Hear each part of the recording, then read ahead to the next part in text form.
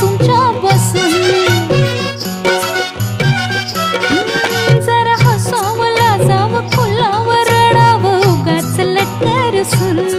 काही सांगावं उसावं ऐकावं मागावं बाजूस तुमच्यापासून. या जीवा लागले नादे हे सांगू काय काय काय काय राती अर्ध्या राती असं सोडून जा.